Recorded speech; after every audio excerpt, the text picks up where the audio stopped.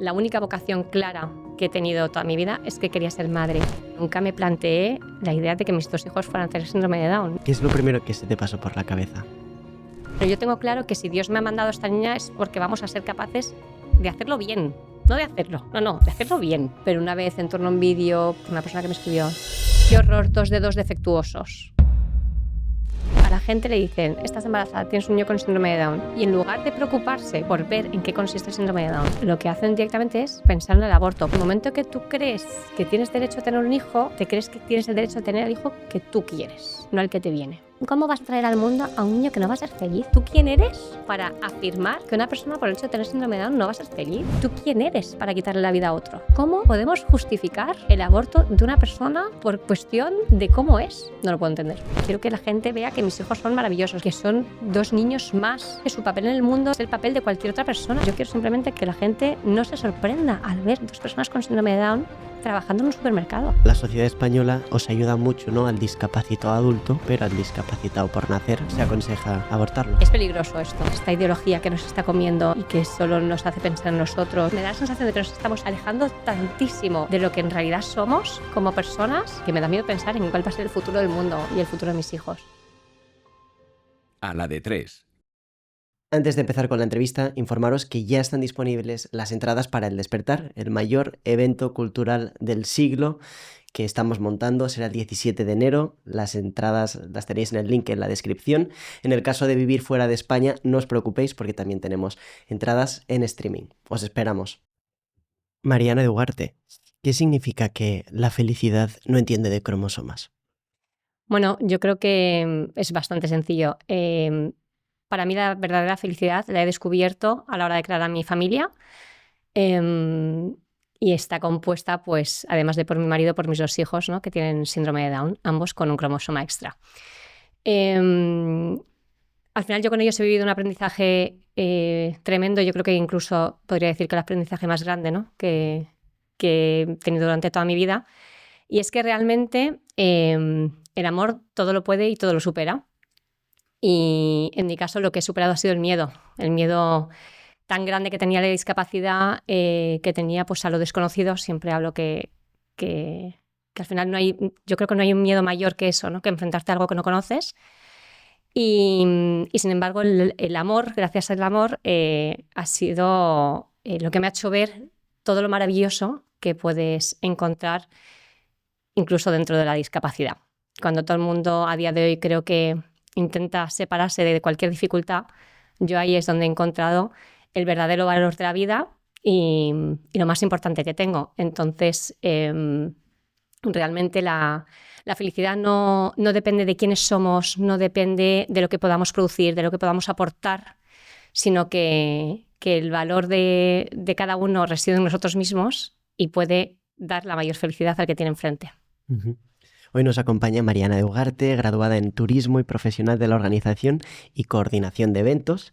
Sin embargo, hoy nos visita la Mariana, esposa y madre de 2 hijos maravillosos, para hablarnos de su experiencia frente a la enfermedad, el miedo, la incomprensión y cómo, pues, afrontar uno de los mayores temores que todos nos podemos enfrentar, ¿no?, que es ver sufrir a quienes más amamos. Bueno, ahora que estamos hablando un poco de la felicidad, ¿cómo ha cambiado la felicidad a lo largo de los años? Bueno, yo soy una persona, tengo la suerte de poder decir que siempre he sido una persona feliz, ¿no? Una persona que ha disfrutado de cada etapa. He tenido la suerte y el privilegio de vivir en un entorno sano, en un entorno amable, criada en una familia bastante numerosa, siendo la pequeña y la mimada. Pero insisto mucho en que era un entorno muy sano porque yo creo que hay algo que caracteriza a las familias numerosas, y es que la generosidad aflora de una manera más sencilla y no hace falta que haya abundancia, ¿no?, en el sentido para sentirse uno pues realmente que lo tiene todo. Entonces, en ese sentido, pues lo he tenido bastante fácil. Siempre he tenido mucha estabilidad emocional, unos padres que se quieren, y creo que eso son unos pilares muy fuertes para que una persona se críe de una manera pues eso, fuerte y sana. Y entonces, en ese sentido, pues recuerdo mi infancia de una manera alegre, ¿no? Luego he tenido la oportunidad de manera pues ya más independiente de poder viajar, de estudiar y de trabajar. Y como digo, pues siempre de una manera pues muy, muy bien. No tengo un recuerdo concreto de algún momento a lo mejor más complicado, hasta que más adelante, pues lógicamente vas alcanzando la edad adulta y te vas encontrando con problemas, porque al final esto es así. O sea, hay una expresión que dicen, con niños pequeños problemas pequeños y con niños grandes problemas grandes, pues esto nos pasa al final en primera persona, ¿no? Tuve la suerte pues, de conocer al amor de mi vida, de casarme con él, pasamos una etapa maravillosa y la verdad es que yo mi vida la recuerdo toda como una etapa maravillosa, ¿no? Sí que es verdad que hemos tenido momentos de gran complicación, pues entre ellos pues, la enfermedad de mi hijo Jaime, el segundo, que ha sido realmente el único momento en el que he tenido como que esforzarme en recordar que incluso ahí también se puede ser feliz, ¿no? En el sufrimiento. Porque los diagnósticos de mis dos hijos, cuando nacieron y nos tuvimos que enfrentar al síndrome de Down, fueron sin duda momentos complicados, ¿no? Momentos que no te esperas. Nadie se imagina, creo, tener un hijo con discapacidad, ¿no? En nuestro caso el síndrome de Down, pues eso, llegó además sin conocerlo de cerca. Ni mi marido ni yo habíamos tenido trato próximo con una persona con síndrome de Down. Entonces, claro, el shock es grande, pero para mí, al menos a día de hoy, no lo recuerdo como algo triste, no lo recuerdo como si me sintiera una desgraciada. Lo que recuerdo es el miedo atroz, ¿no? Al que me refería antes, el miedo realmente de cómo vamos a enfrentarnos a esto, de qué manera va esto a afectar a su vida, a la nuestra, qué va a pasar, el eterno qué va a pasar, qué va a ser de nosotros, qué va a ser de ella. Sin embargo, como decía, con nuestro segundo hijo que sufrió una enfermedad grave, un síndrome de West, no tenía ni 6 meses aún, que es una enfermedad neurológica, un tipo de epilepsia, bueno, pues ahí que sí que veíamos el sufrimiento en él, en su cara, en su desconcierto, un bebé que de pronto pues deja de comportarse como se comportaba, que vimos que tenía una involución tremenda, que lloraba porque sentía que le pasaba algo que él no sabía qué era y nosotros tampoco, obviamente. Y cuando realmente ahí sí que ves el desconcierto total, ¿no? Realmente ahí sí que ya no sabes qué va a pasar, porque con la discapacidad al final vas aprendiendo, sobre todo con el síndrome de Down, de que la evolución será más rápida o más lenta, ¿no? Pero al final hay unas metas que sabes que van a alcanzar y luego también aprendes que no todo el mundo tiene que alcanzar lo mismo, ¿no? Pero cuando llega la enfermedad realmente el desconcierto es tan grande que el sufrimiento es mayor, sobre todo cuando lo ves reflejado en un hijo, ¿no?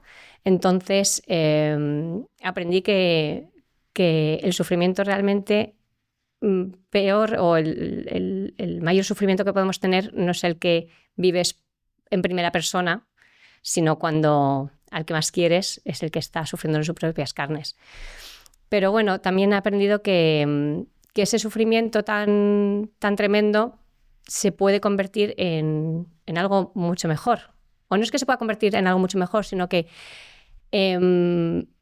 se lleva de una manera mucho mejor gracias a la explosión de amor que hay detrás, ¿no? Entonces, cuando juntas ese sufrimiento con ese amor tan profundo, es cuando puedes experimentar una felicidad enorme. Yo tengo un recuerdo clarísimo en el hospital. Acababan de diagnosticar a Jaime, nos decían que iban a ponerle un tratamiento bastante fuerte. Eran pinchazos diarios de unos corticoides, una bomba, ¿no? En un cuerpecito tan pequeño, Jaime, como he dicho antes, pues había dejado de comportarse como lo hacía, había sido un niño risueño, había pasado a ser totalmente un niño que no se expresaba de ninguna manera. Y yo solamente quería que me sonriese. Me habían dicho, esto no es importante, no es relevante, esto forma parte del proceso, pero yo solo mi obsesión era, por favor, que mi hijo, o sea, que me demuestre que de alguna manera sabe que estoy aquí, ¿no? Y hubo un pequeño momento como de lucidez que esbozó media sonrisa y yo creo que ese momento fue como concentrar toda la felicidad que había sentido de toda mi vida en ese pequeño segundo. Y ahí entendí que, bueno, que tal vez el desarrollo podía ser uno u otro, pero que fuese como fuese, yo podría seguir siendo feliz. aunque mi hijo fuera a estar enfermo.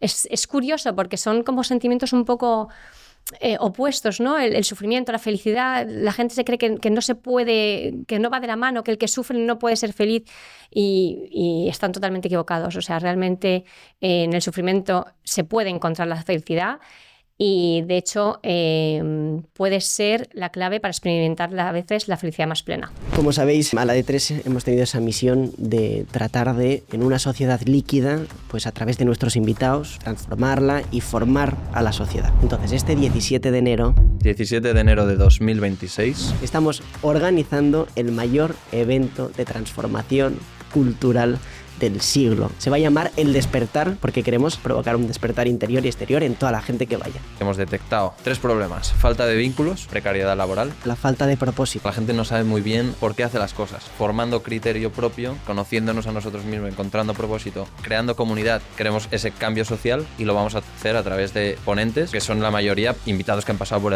el podcast o que pasarán. Como por ejemplo Juan Manuel de Prada, Jano García, Izanami Martínez, Jacques Philippe, Ana Iris Simón, Juan Soto Ibar. Y luego alguna sorpresa más. Aquí no venimos a forrarnos, sino a formarnos a través de los ponentes. Esto es importante porque nuestra idea es que las entradas sean asequibles al bolsillo. Y yo creo que les podemos dar un código de descuento a toda la gente que mire este vídeo. Os vamos a dejar un descuento del 30%.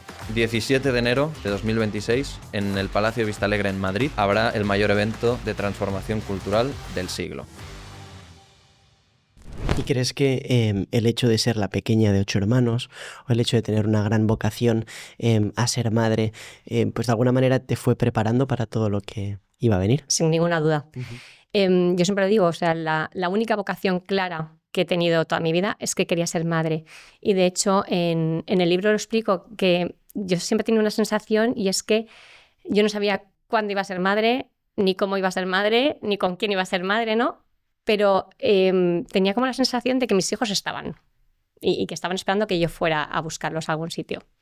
Claro, sí que es cierto que yo lo tenía como muy arraigado dentro de mí, pero como digo, nunca me planteé la idea de que mis 2 hijos fueran a tener síndrome de Down, ¿no? Es algo que jamás se me había pasado por la cabeza. A lo mejor había pensado, pues igual tengo 4 o 5 hijos. Yo siempre me había imaginado una familia numerosa y cosas así. Y sin embargo, pues este escenario no me lo había planteado jamás.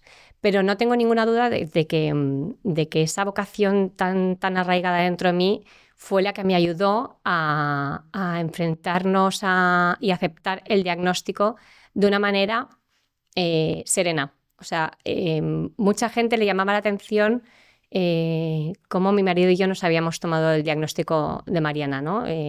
Yo di a luz pues con 28 años, o sea, relativamente joven para cómo se tienen los niños a día de hoy, ¿no? Y como digo, pues no teníamos ni idea de que Mariana tenía síndrome de Down. Y sí que es verdad que aunque lógicamente lloré porque era algo tan inesperado y que no sabía controlar esa emoción, ¿no? Pero es verdad que enseguida pues aceptamos todo con bastante naturalidad. Yo recuerdo que le dije a mi hermana, yo no sé si me vine un poco arriba, pero le dije a mi hermana, bueno, yo tengo claro que si Dios me ha mandado a esta niña es porque vamos a ser capaces de hacerlo bien, no de hacerlo, de hacerlo bien, ¿no? Y yo creo que en ese sentido me ayudó mucho esas ganas que tenía yo de ser madre. O sea, yo cuando vi a mi hija Mariana y me la dieron, mi sensación fue de el sueño hecho realidad. O sea, no fue para nada el fracaso, ¿no? Que hay mucha gente que lo siente un poco como un duelo. Hay gente que pasa por el duelo, le llaman del hijo no nacido, o sea, del hijo esperado no nacido, y entonces tienes que pasar por ese duelo para aceptar al hijo que realmente ha nacido, ¿no? Yo nunca sentí que no había nacido la niña que yo estaba esperando. O sea, Mariana nació, era mi niña, era lo que yo siempre había querido tener, y ya sentía que nuestro proyecto de familia estaba completo. Luego ya vendría Jaime a completarlo aún más, ¿no? Pero yo veía que del fruto, o sea, que del amor entre mi marido y yo nació lo mejor, que era eso, el fruto de nuestro amor. Es que no podía ser de otra manera que no la perfección, ¿no? de la hija que yo esperaba. Entonces, lógicamente, esa pasión que tenía yo por la maternidad me ayudó mucho a enfrentarme a esto. Y con Jaime, pues más de lo mismo. ¿Qué pasa? Que con Jaime fue aún más sencillo. Todo el desconocimiento, todo ese miedo que teníamos con Mariana por la ignorancia en torno al síndrome de Down, ya estaba suplida y habíamos aprendido durante 2 años con ella todo lo que teníamos que haber aprendido antes, ¿no? Entonces con Jaime fue mucho más sencillo. Lo que pasa es que se complicó porque mi marido no estaba en el parto, pero Te casaste con 26 años, eso ¿no? es. Y bueno, una vez ya supiste la noticia de que ibas a tener una hija, ¿ahí ya sabíais que iba a tener o que tenía síndrome de Down? No, lo supimos en ambos casos, lo supimos tras el parto. Porque tú nunca habías pensado en, oye, me gustaría tener un hijo, o sea, obviamente no, pero oye, quizá tengo en un futuro un hijo con discapacidad o no, o nunca te lo habías planteado. La verdad es que no. Y es curioso, yo tengo 2 primos con discapacidad, un Sí. primo con un autismo bastante severo y otra prima con una discapacidad intelectual. Y yo creo que no, nunca me lo había planteado, pero yo creo que es bastante habitual. Luego tengo alguna amiga que sí que está bastante familiarizada también con el síndrome de Down y me decía, joder, pues yo sí que me lo planteaba, ¿no? Que podría tener un hijo con síndrome de Down.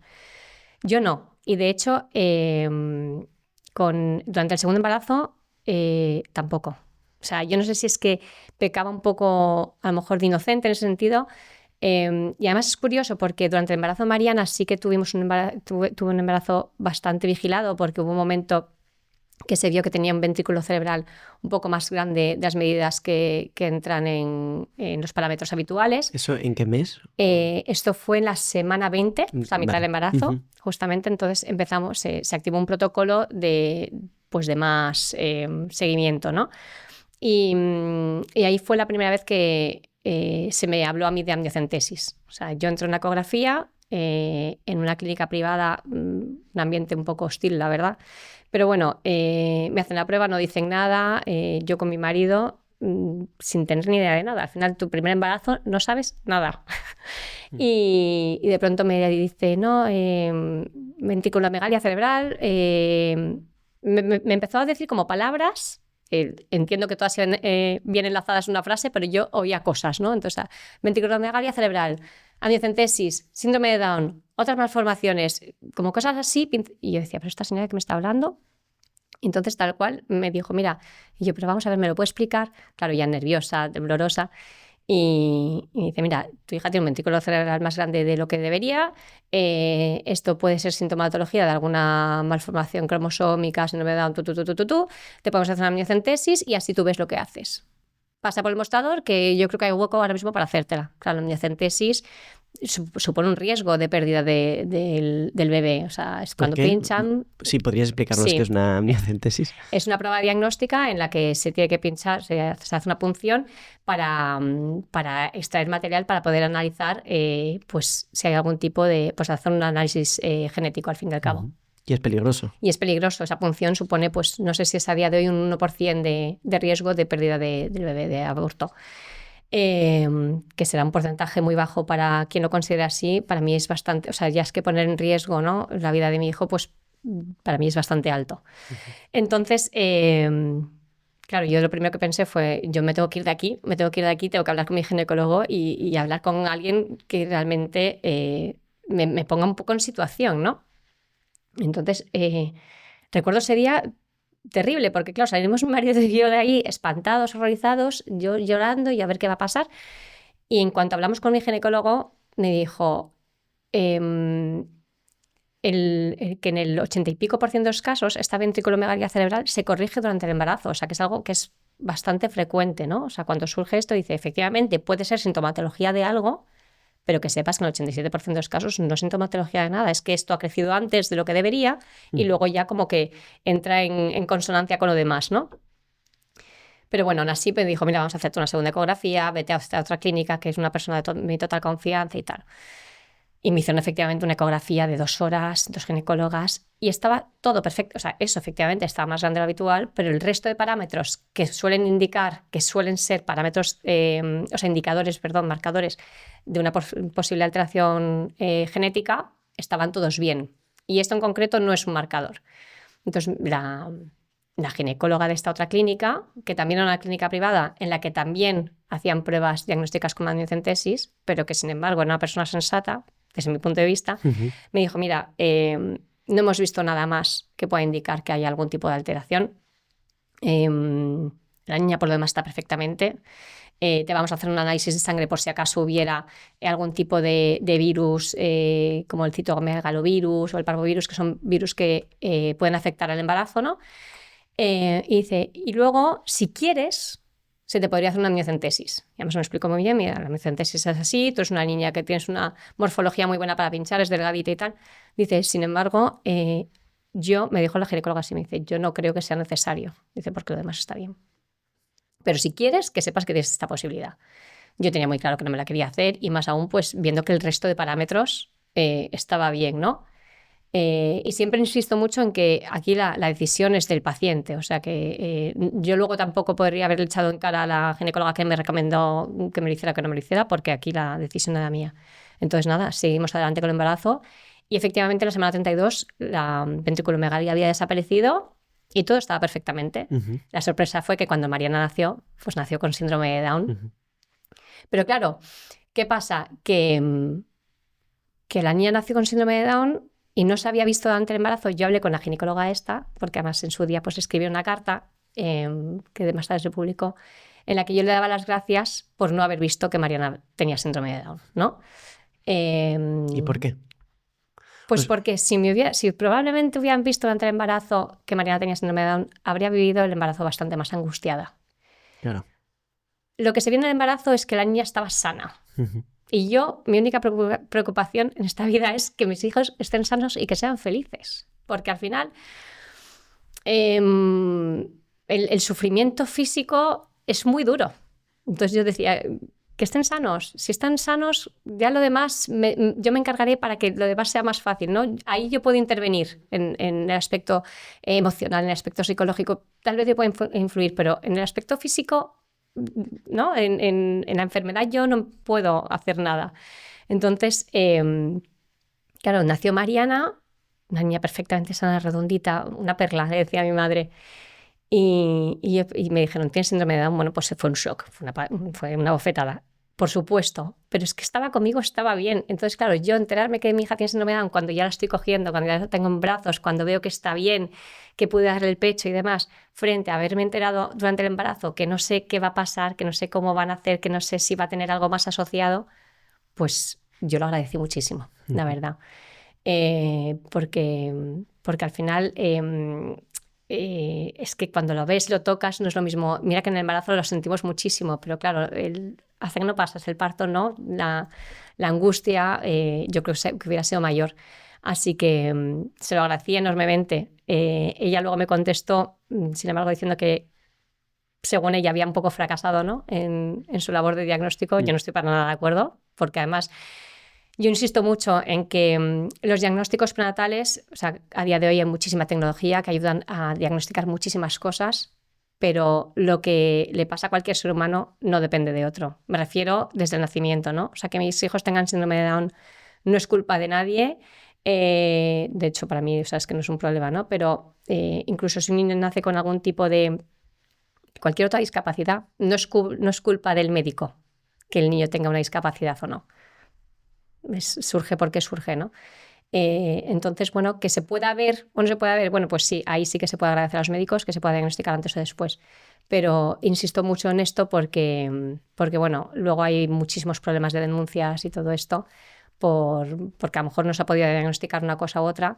Y bueno, los hijos vienen como vienen y vienen a los padres que nos vienen. Y yo al revés, en lugar de verme como una desgraciada, pues me veo como una afortunada porque soy de las pocas personas que a día de hoy tiene 2 hijos con síndrome de Down y para mí es un regalo. ¿Y qué es lo primero que se te pasó por la cabeza cuando supiste que Mariana tenía síndrome de Down? Pues la verdad no sabría decirte exactamente qué fue lo primero, ¿no? O sea, pero yo creo que lo primero que hice fue agarrar a mi marido un poco para... un poco como pidiéndole que me sostuviese, y yo creo que en realidad ahí lo que hicimos fue como si fuéramos 2 pilares que se caían y así ninguno se caía del todo, ¿no? Nos sostuvimos un poco el uno al otro. Tuvimos la inmensa suerte, que eso sí que fue un regalo, que la pediatra que vio claramente que Mariana tenía síndrome de Down fue una persona con un nivel de empatía y sensibilidad brutal. Y esto es súper importante. Y yo, de hecho, hago muchísimo hincapié cuando tengo la oportunidad de hablar en un foro un poco más amplio, siempre pregunto si hay algún médico y si lo hay, le digo, por favor, empatía. O sea, mucha empatía y mucha sensibilidad con los pacientes. Porque al final el cómo tú transmites una noticia a una persona repercute directamente en cómo esa persona la va a aceptar, la va a asumir y la va a hacer suya. Yo conozco a personas que les han dicho que su hijo tiene síndrome de Down prácticamente dándoles el pésamo, diciéndoles que bueno, que a ver, qué pasa con ese niño, que a ver si anda, que a ver si habla, que poniéndoles un futuro horrible por delante. Y claro, esas personas pasan después por un duelo o tienen que pasar por un periodo de aceptación mucho más grande del que yo tuve que pasar. Y yo estoy convencidísima, y es otra médico a la que siempre estaré muy agradecida por ello. Porque, primero que porque hablaba desde la objetividad, o sea, no nos engañó en ningún momento, no endulzó la conversación, ¿no? No nos dijo esto va a ser un camino de rosas. No, nos dijo, pues mira, va a haber momentos complicados, va a haber momentos de trabajar más, porque es verdad, exige más dedicación, ¿no? Una persona con un hijo con algún tipo de discapacidad. Pero también nos dijo todo lo bueno que nos iba a aportar Mariana. Nos dijo que bueno, que para empezar que era nuestra hija, ¿no? Y que ya era nuestra. O sea, es que ese es el primer regalo. Pero para seguir decía, mira, yo he tratado a muchos niños con síndrome de Down porque además había estado especializada en este campo. Y de verdad, y que lo que recibes por ellos es inmenso. O sea, son personas que efectivamente tienen como un nivel de empatía extra. Yo no sé en qué consiste, pero las personas con síndrome de Down, el cromosoma S les aporta un plus que el resto no somos capaces de tener. Y ya te digo, entonces nos habló de una manera que nos hizo pues, recibir la noticia de una manera más serena. Y entonces en ese momento pues yo la tenía en brazos y decía, bueno, es mía. Luego, ¿qué pasa? Ya nos avisaron, hay que ver si no tiene algún tipo de enfermedad asociada o lo que sea. Y entonces ahí mi segunda preocupación, mi segundo pensamiento fue, por favor, que esté sana. Tuvimos la suerte de que así fue, ¿no? Pero yo creo que mi primer pensamiento fue, bueno, ya tengo a mi hija, ya mi sueño de ser madre ya lo he cumplido. Y por otro lado, pues yo creo que también nos vimos tan arropados por toda la familia que pensé que amor no le iba a faltar. Y yo creo que cuando hay amor, la vida de cualquier persona es mucho más sencilla, venga lo que venga. Entonces, bueno, en ese sentido yo creo que también fue bastante tranquilizador, ¿no? El sabernos queridos, el sabernos protegidos en ese sentido, el sabernos arropados y saber que ella iba a recibir eso mismo, me supuso mucha tranquilidad. Pero bueno, el miedo estuvo ahí bastantes días. El miedo fue bueno, pues eso, fue bastante inquietante. Al final es una desazón, ¿no? La que te crea el miedo a enfrentarte a algo que no conoces. Pero gracias a Dios, a día de hoy sí que es verdad que tenemos tanta información. Yo siempre digo que dentro de las discapacidades que pueda tener un hijo, el hecho de que los míos tengan síndrome de Down y que tengan síndrome de Down a día de hoy es una bendición también, porque hay muchísimas asociaciones que están muy formadas para ayudar a las familias.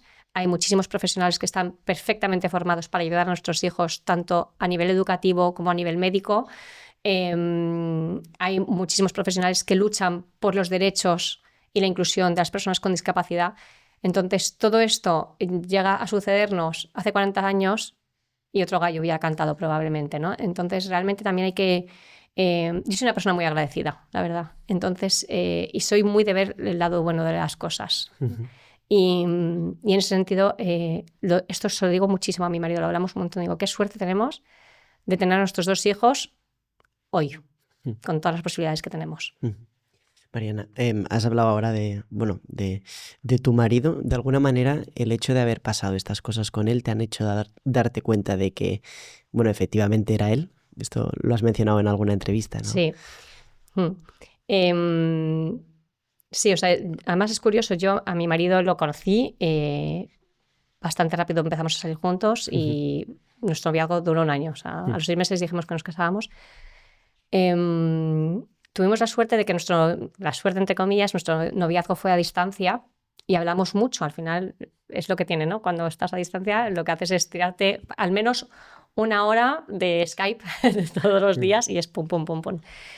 Entonces yo creo que esto pues debió ayudarnos de una manera inconsciente, porque en ese momento no eres consciente de lo que estás forjando, ¿no? Pero sí que es verdad que debió hacernos, o sea, ayudarnos a sentar unas bases que nos ayudarían luego a que todo esto fuese de esta manera, ¿no? Pero efectivamente, o sea, cuando la vida no viene tan fácil, porque además yo lo digo mucho, digo, nuestros primeros años de matrimonio, nosotros nos casamos y nos fuimos a vivir a Bruselas, lejos de nuestras familias, con 26, 27 años, dinerito, viajando para arriba, para abajo. Entonces, claro, ahí la vida no es que sea feliz y alegre, no, es que es muy fácil y es maravillosa y ahí el amor fluye por todas partes y no hay ningún problema, o sea, no nos encontramos con ningún problema al que enfrentarnos. Y el primer problema no fue decidir si nos compramos la casa en esta calle o en esta calle, no, o sea, no era no ponernos de acuerdo con una decisión un poco más banal, no, fue enfrentarnos al diagnóstico de síndrome de Down de nuestra primera hija. Pero realmente yo creo que nos unió aún más. O sea, a mí mi marido es que me aporta todo lo que yo no soy. Entonces, creo que hemos encontrado un muy buen equilibrio. Durante los días de hospital, por ejemplo, él siempre ha sido un empollón. Yo tengo una hermana que siempre dice que es un empollón. Entonces, estuvo 5 días estudiándose qué era el síndrome de Down, qué asociaciones teníamos, a dónde recurrir, ¿no? Todo eso. Yo soy mucho más visceral, mucho más sentimental, pero creo que nos complementamos muy, muy bien en ese sentido. Y sin duda a mí él me da una estabilidad que probablemente verle a él, ¿no? Hacer toda la parte técnica. En ese sentido, a mí me daba la tranquilidad de decir, bueno, ya no solo es que yo vaya a hacerlo bien, es que tengo aquí a uno que realmente va a saber cómo hacerlo. Entonces, yo creo que sí, que en los momentos un poco de tensión es cuando uno se da más cuenta de si la elección de su vida la ha hecho bien o la ha hecho mal. En mi caso no puede haberla hecho mejor. O sea, creo que tenemos un matrimonio muy sano en ese sentido, que luego cada uno con sus más y con sus menos, obviamente, pero además ya no solo es que gracias a cómo nos complementamos supimos asumir esto de una manera tan buena, ¿no? Sino que además nuestros hijos nos han reforzado en el amor y nos han reforzado en nuestra idea de familia, en que la familia está para darse y para ayudar a los demás y siempre priorizando al otro, ¿no? Y no a uno mismo. Y sobre todo porque además con nuestros hijos es algo que es tan evidente, ¿no? Con cualquier hijo pequeño, obviamente la entrega tiene que estar, porque son dependientes totalmente de sus padres. Pero en nuestro caso, que implican, como decía antes, más dedicación, más entrega desde el primer mes, tienes que estar moviendo de uno para otro, médicos, terapias, tal, que realmente la idea de familia, tal y como nosotros la concebimos, cobró muchísimo sentido desde el primer momento. Así que fue una suerte dar con él. Y para entenderlo bien, ¿qué es exactamente el síndrome de Down? ¿Qué es lo que te dijo tu marido después de esos 5 días de estudio? Oye, vale, pues... a ver si no meto la pata. Yo creo que ya me lo sé bastante bien después de 9 años. El síndrome de Down es una alteración cromosómica que se da en el par 21, en el que en lugar de haber una pareja de cromosomas, hay una tercera copia de ese cromosoma. Entonces, hay 3 tipos de síndrome de Down. La más frecuente es la que se llama trisomía libre, que es la que tienen mis 2 hijos, que surge de manera espontánea. Y esta copia, esta trisomía, se da en todas las células del cuerpo. O sea, mis hijos son 100% Down. ¿Qué pasa? ¿Por qué digo esto? Porque luego hay otros 2 tipos. Hay uno que es el síndrome de Down mosaico. Se presenta en forma de mosaicismo y esto quiere decir que no está presente en todas las células. Entonces, de hecho, a mí muchas veces, por ejemplo, mi segundo hijo Jaime, pese a haber pasado por la enfermedad tan grave que tuvo, que pudo haberle dejado secuelas neurológicas graves, ¿no? Tiene un desarrollo muy bueno. Y especialmente a nivel cognitivo es un niño que dentro de que tiene síndrome de Down, pues es un niño bastante inteligente para su edad y para tener síndrome de Down, insisto. No es que sea Einstein, pero es verdad que es un niño que habla muy bien, que tiene bastante buen razonamiento, es rápido y tal. Y Mariana, que es 2 años mayor, no habla tan bien, por ejemplo, ¿no? No tiene esa capacidad tan buena. Y entonces hay mucha gente que a mí me ha preguntado, ¿Jaime es mosaico? Porque claro, el síndrome de Down mosaico, al no estar presente en todas las células, a lo mejor no podría no estar tan presente en las células que afectan pues al área del cerebro, al área cognitiva y todo esto, y entonces podría hacer pensar que a lo mejor por eso Jaime es más inteligente, ¿no? Claro. Sin embargo, no. Jaime es igual que su hermana, tiene trisomía libre y de hecho hay personas que tienen Down mosaico y por eso pueden tener menos rasgos faciales, a lo mejor, ¿no? Se lo notas menos, pero a lo mejor en otras áreas sí que está más presente la trisomía. Y luego hay un tercer tipo que se llama por translocación y eso es que uno de los padres... Esto es lo que siempre me cuesta un poco más, pero creo que lo voy a decir bien. Uno de los padres tienen un trocito de un cromosoma 21 adherido a otro par, al 16, ponle, por ejemplo. Te he dicho el 16 por lo que sí. Entonces, ¿qué pasa? En el padre no hay una trisomía porque ese trocito del 21 está adherido al cromosoma 16, con lo cual no son 3 copias iguales. Pero en la reproducción celular, cuando ya, pues lo que es en el momento de la concepción, ¿no? Ya empieza a hacerse el nuevo esquema genético del bebé, ese trocito de cromosoma 21 busca su pareja, que ya es una pareja entera formada, entonces se adhiere ahí, entonces ya se forma una trisomía. Entonces esa es la que se puede sospechar que pueda ser de carácter, o sea que en ocasiones es de carácter hereditario. Y entonces también nosotros, claro, después de tener a Jaime nos hicimos un análisis genético para ver si alguno de los dos éramos portadores y podría ser de algún tipo de translocación, pero no, tampoco. Entonces, bueno, esos son los 3 tipos de síndrome de Down que hay y bueno, y por lo general, como digo, el 98% de los casos es por trisomía libre y está presente en todas las células del cuerpo. Y el hecho de haber tenido un hijo síndrome de Down puede hacer que luego haya más probabilidades de que el siguiente también pueda tener síndrome de Down. A ver, esto es curioso y a mí a día de hoy incluso me cuesta entenderlo, ¿no? Porque, por un lado, las estadísticas dicen que no. Sí. Que si tú tienes un hijo con síndrome de Down, es mucho más difícil que tengas un segundo con síndrome de Down. De hecho, no suele ocurrir tanto. De hecho, no se encontraba nadie aún, ¿no? Por España. Bueno, sí, en España yo conozco... Hay un caso, justo después de nacer Jaime, conocí un matrimonio que tiene 5 hijos y 2 de ellos tienen síndrome de Down. ¿En Pamplona? No. Estos viven en Madrid. Es que había escuchado que decías en Pamplona Es que ahora 2. Vale. No. Vale. No, de 5 hijos, 2 de ellos tienen síndrome de Down, que son el segundo y el cuarto. Vale. O sea, tienen una hija sin síndrome de Down, con, sin. Sí. Y ellos fueron los primeros con los que yo tuve contacto. Claro, ¿qué pasa? Que yo me decía, claro, yo su primera hija no tenía síndrome de Down, el segundo sí, tuve una tercera sí. Entonces, claro, yo decía, es curioso que los míos sean 2 seguidos, ¿no? O sea, llama más atención, porque claro, como dice mi marido, dice, nosotros ahora mismo el 100% de nuestros hijos tienen síndrome de Down. ¿Y esto por qué? ¿Te lo contaba? No, porque te he preguntado si hay muchas más familias. Eso es.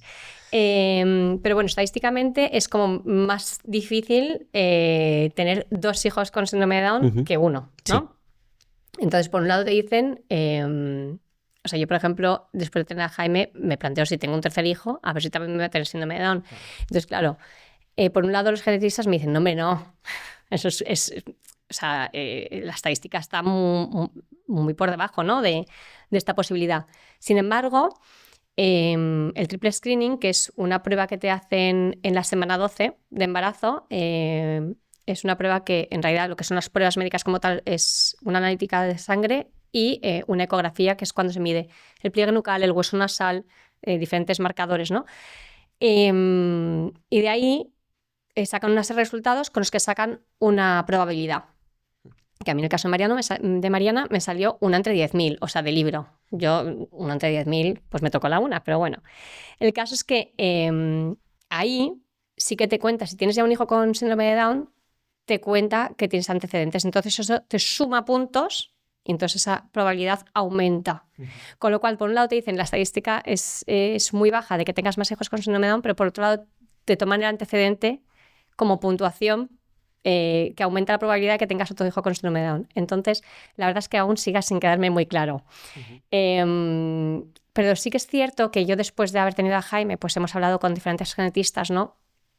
Y lo que saben al día de hoy de genética, que ya es bastante con respecto a unos años atrás, ¿no? Los propios genetistas dicen, sabemos muy poco de genética. O sea, la genética es tan amplia que sabemos esto.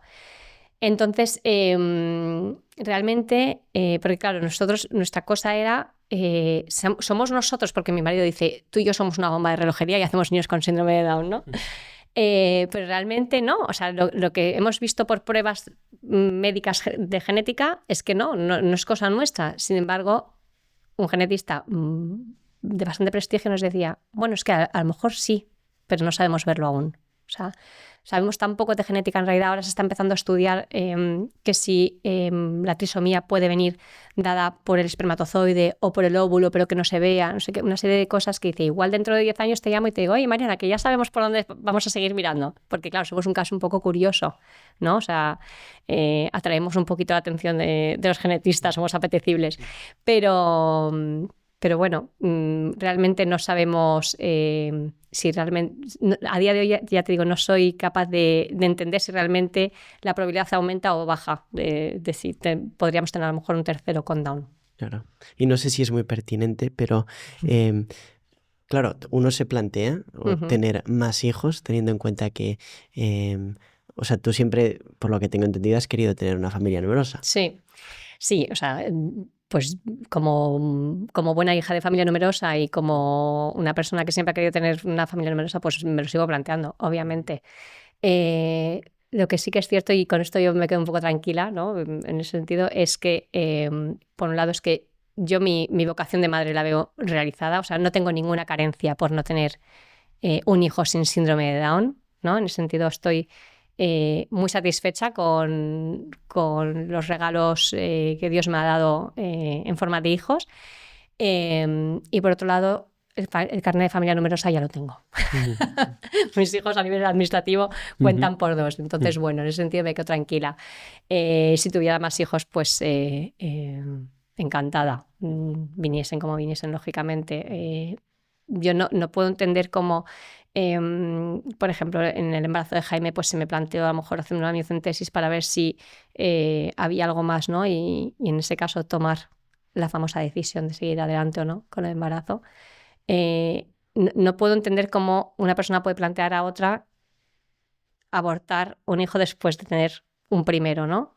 Solo justificando que, no, como el primero tiene Down, no vaya a ser que el segundo también lo tenga. Y yo, joder, pero si la primera, si es que la tengo aquí, vivita, coleando, estupenda, haciéndonos felices a todos, siendo feliz ella, ¿cómo me voy a poder plantear matar a otro que sea igual, ¿no? Entonces, pues si me quedas embarazada, lógicamente, bienvenido sería. Si quieres, bueno, has estado hablando de Jaime, ¿podrías contarnos cómo fue ese parto? Tengo entendido que fue distinto. Sí. Sí, fue bastante distinto en todo, En general.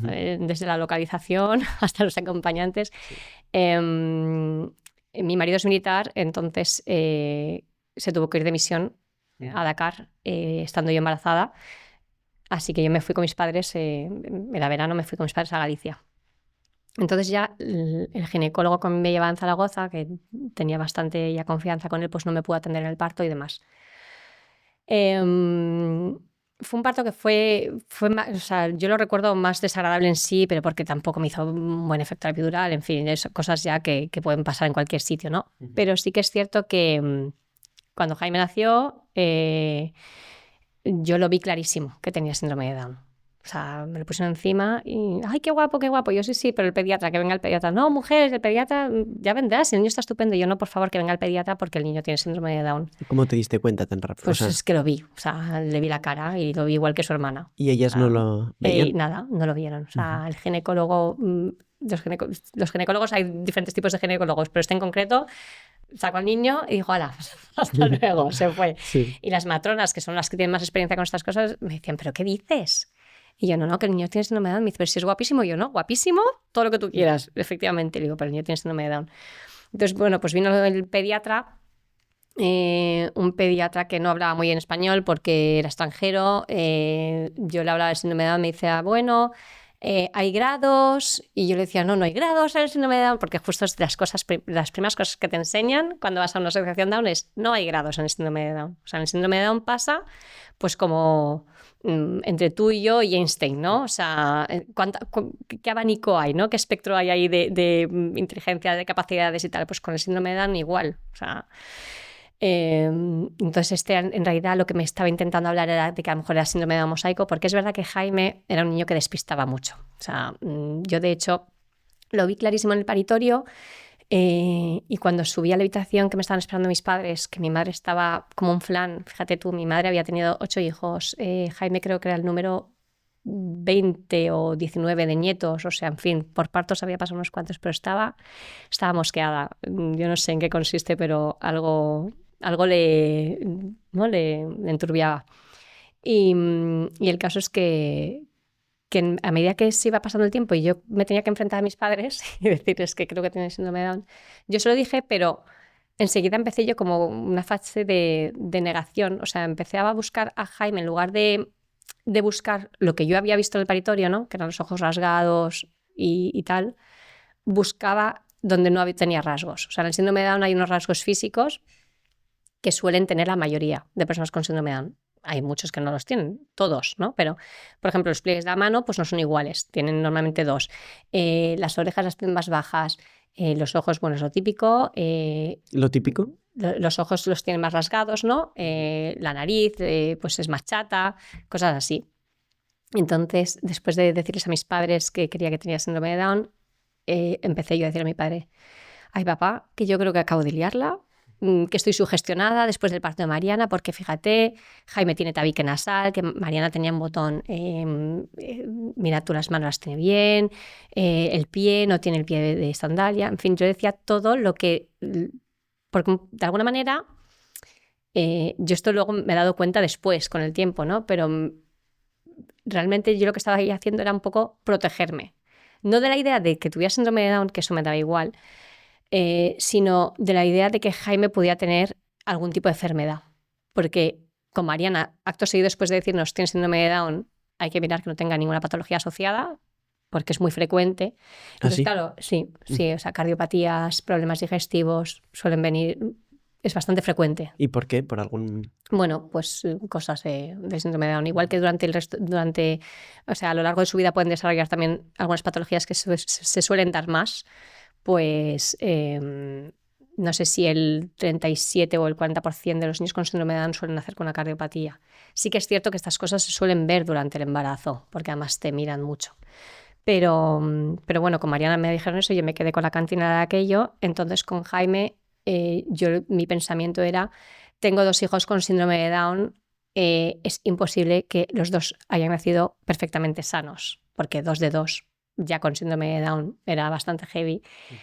Entonces yo decía, es que este va a tener algo. Entonces empecé a buscar todo lo que me alejaba del síndrome de Down, porque si el niño no tenía síndrome de Down no iba a tener ninguna enfermedad. Fíjate tú, cuántas personas nacen con una cardiopatía y no tienen síndrome de Down, ¿no? Pero bueno, fue un poco una protección y realmente era una negación que no me llevaba a ningún lado. Era negar una obviedad que además yo sabía.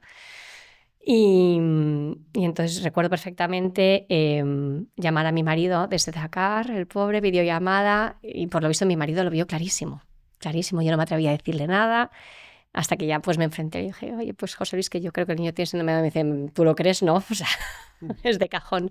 Y bueno, pues tuvimos la suerte de que realmente Jaime también estaba perfectamente sano. Y en cuanto llegó mi marido 2 días después de Dakar, pues nos pudimos ir todos juntos, ¿no? Pero sí que es verdad que todo el proceso tan sereno que habíamos vivido en el parto de Mariana con esta pediatra que tenía una empatía tremenda, que sabía mucho sobre esto, en este caso fue muy diferente. Ya no solo por el primer pediatra que nos atendió, que bueno, que fue un pediatra que pues le tocó en ese momento eso, estaba de guardia y tal, pero al día siguiente, por ejemplo, se presentó todo el equipo de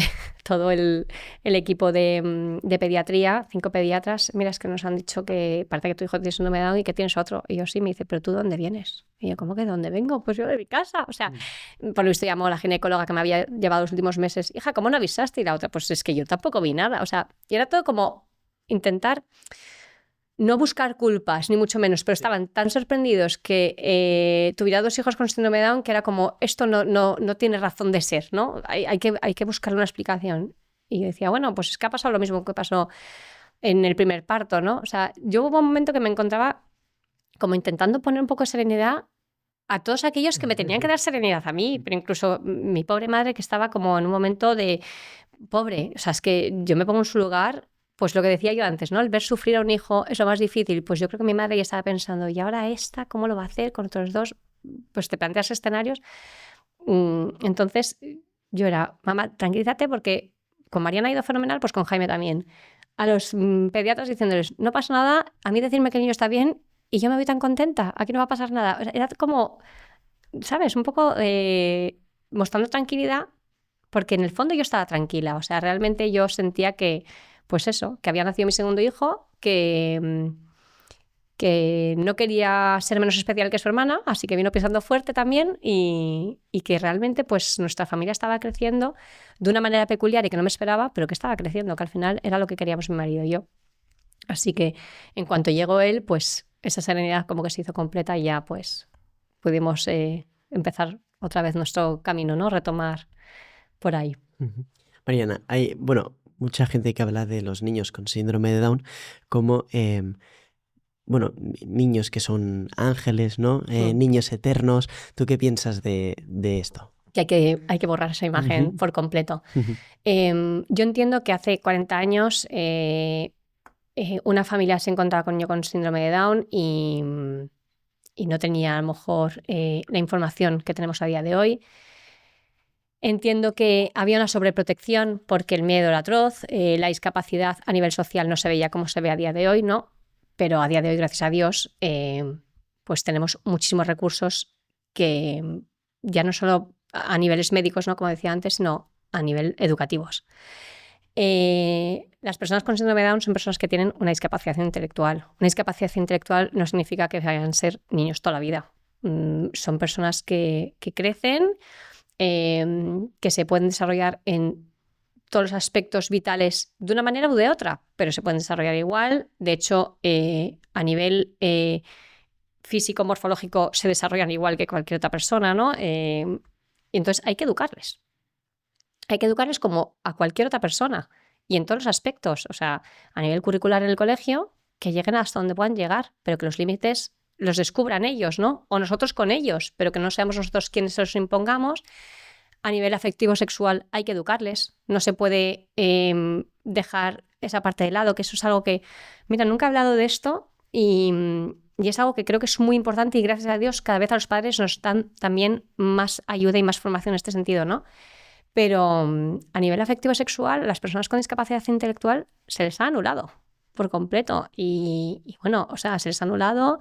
se han hecho prácticas como ligaduras de trompas a mujeres a lo mejor con una discapacidad intelectual sin que ellas lo supieran. Cosas de estas por a lo mejor evitar educarles en este aspecto, ¿no? O sea, yo entiendo que el día que yo me tenga que enfrentar a la educación afectivo-sexual de mis hijos, pues probablemente me cueste más porque ellos tienen una discapacidad intelectual, entonces los conceptos, además, que son más abstractos, les cuesta más, pero tienen el mismo derecho que nosotros y nosotros como padres tenemos una obligación incluso mayor, porque precisamente si les cuesta más, pues hay que insistir más en este aspecto, ¿no? Pero igual que en eso, son personas que... además es que se está demostrando a día de hoy, son personas que pueden estar trabajando, pueden estar en cualquier ambiente siempre y cuando se les dé las herramientas que ellos necesitan para poderse desenvolver en ese ámbito, ¿no? Del tema de afectivo sexual te iba a preguntar, ¿Sí? Porque un niño con síndrome de Down es para ir entendiéndolo y para hacer a la gente entender. También se enamora, también... Sí, claro. O sea, los sentimientos, pero... con síndrome de Down y con cualquier otra discapacidad. La discapacidad intelectual es intelectual, no es de aquí. O sea, igual que ellos quieren mucho a su familia, pueden querer a una persona externa a su familia, ¿no? Entonces, por eso digo que es importante también educarles en este sentido, pues para que con las herramientas que puedan necesitar, lleguen a alcanzar la madurez para poder discernir cómo actuar según qué sentimiento tenga hacia la otra persona, ¿no? Pero vamos, como con cualquier niño, yo creo, lo que pasa es que a los nuestros les costaba más. O sea, es como si tú pones delante a un niño de 12 años que dice que se ha enamorado, o a una niña de 12 años que se ha enamorado, no le puedes permitir que actúa, no le puedes permitir, no le debes enseñar a actuar como actuaría una persona con 22 años, también enamorada, ¿no? Porque hay que primero enseñarle cómo actuar en cada situación, las consecuencias que tiene cada acto y qué persona te conviene y quién no, en fin. Pues lo mismo, lo que pasa es que tendremos que insistir, o sea, y además lo digo mucho, pues tendremos que insistir mucho más, y a lo mejor lo que un niño aprende con 16 años, pues a lo mejor una persona con síndrome de Down la aprende con 22, con 23, pues nada, pues tenemos que seguir insistiendo. Pero no creo que la forma de enfrentarte a algo así sea bien escurriendo el bulto o bien anulando a la persona. No se trata de anular a las personas, no se trata de decir, estoy enamorado, no, qué tontería, que si es un niño, ¿no? O no, si son niños toda la vida, ¿cómo se va a enamorar? No se trata de eso, pues se puede enamorar, pero habrá que saber enseñarle a encauzar ese sentimiento de una forma sana. Entonces, bueno, ya me las veré. Que antes de ir más a entender, ¿no? A los síndromes de Down, cómo lo hacéis los padres para enseñarles tantas cosas. Hay mucha gente, de hecho el 97% de los niños con síndrome de Down se abortan en España. O sea, hay muchos padres que no llegan a ser padres nunca de síndromes de Down. ¿Tú por qué crees que es? ¿Por desconocimiento? ¿Porque se piensan que la vida de ese niño va a ser una vida que no va a ser feliz? ¿Por egoísmo? ¿Por falta de medidas económicas? No lo sé. Yo creo que podemos juntar todo eso Sí. y tenemos las razones. O sea, realmente creo que es un poco de todo. Es que en el 2050 ¿Sí? ya no van a nacer niños con síndrome de Down, o muy pocos. Nacerán muy pocos, nacerán los que no están diagnosticados y probablemente algunos de ellos serán dados en adopción, pero tendrán la suerte de encontrar una familia que les quiera. Porque, de hecho, yo conozco una familia en Pamplona que tiene 2 hijos con síndrome de Down adoptados, que antes hacíamos alusión a esto. Sí. Bueno, yo creo que, o sea, has dicho las claves, ¿no? Realmente, por un lado, creo que hay una falta de conocimiento tremenda. Pero además una falta de conocimiento que no se quiere solventar. O sea, quiero decir, a la gente le dicen, estás embarazada, tienes un niño con síndrome de Down, y en lugar de preocuparse por ver en qué consiste el síndrome de Down, qué implica el síndrome de Down, qué opciones va a tener ese niño para educarse, para colegios, para médicos, de todo, lo que hacen directamente es pensar en el aborto. ¿Por qué? Porque, para empezar, muchas veces, y esto es una desgracia, y vuelvo a los médicos, y es que yo tengo muchísima esperanza en los médicos porque al final esto es así. O sea, yo voy al médico y yo me fío de él, porque es el que sabe, ¿no? Es el que ha estudiado una carrera de 5 años, más luego una especialidad, no sé cuánto. Entonces, claro, obviamente estás en sus manos. Si te van a operar, te fías del cirujano. Si tienes que ir al cardiólogo porque tienes una arritmia, pues también.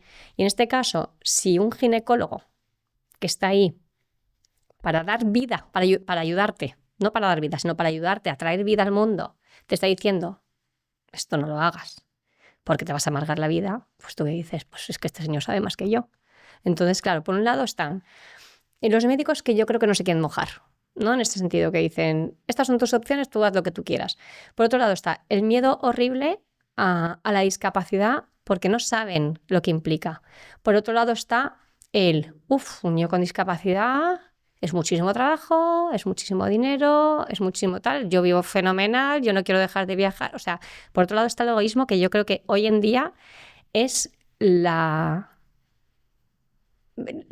lacra del mundo.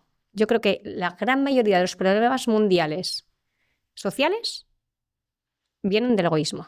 O sea, creo que está habiendo como una oleada de, en lugar de fomentar el amor, el egoísmo. Hace unos años había un anuncio de televisión, me acuerdo, que era que fomentaba el yoísmo.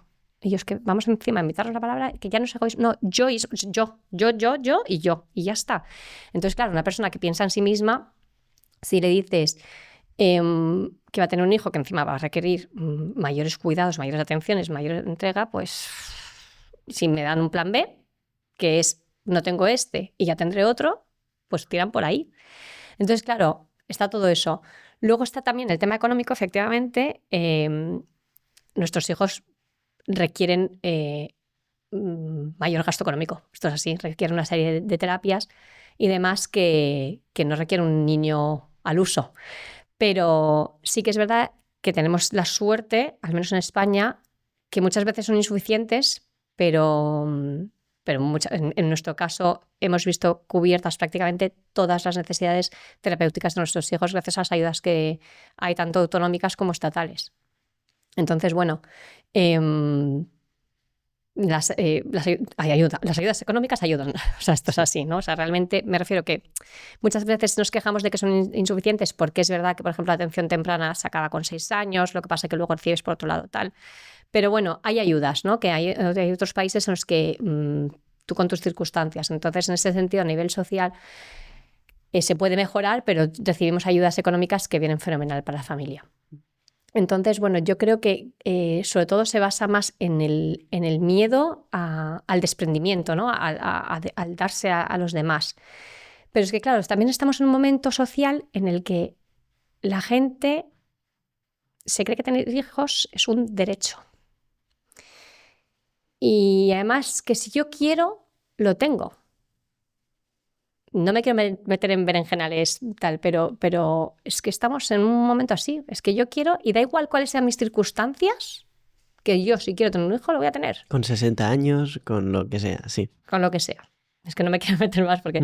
Pero esto es así. Entonces, en el momento que tú crees que tienes derecho a tener un hijo, te crees que tienes el derecho a tener el hijo que tú quieres, no el que te viene. Entonces, no, es que yo no quería un hijo con síndrome de Down, es que yo quiero un hijo rubio con ojos azules. Pues llegará el día que sea por catálogo, si es que no los hay ya, ¿sabes?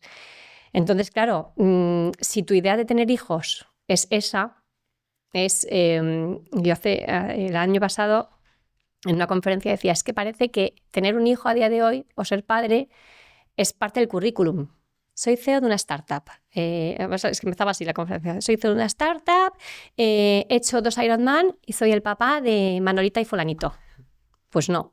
Yo tengo otro concepto totalmente diferente de la familia, que es para mi gusto, la familia es la mayor exposición de amor que hay. Y es el darse constantemente, ¿no? Y entonces, claro, veo que son ideas totalmente opuestas. Entonces, bueno, yo creo que hay que cambiar muchísimo la idea de familia en la sociedad para que poco a poco vayan volviendo a nacer más niños con síndrome de Down, porque realmente además es una pena inmensa porque suponen un valor tremendo para la sociedad. O sea, lo digo muchísimo, ya no solo porque cualquier persona, por el hecho de ser, supone un valor para la sociedad, porque nadie es igual que el otro, entonces todo el mundo tiene algo que aportar, ¿no? Pero es que ya no solo es el valor que tenga cada uno, sino es que es la dignidad del propio ser humano, ¿no? O sea, es que ¿tú quién eres para quitarle la vida a otro?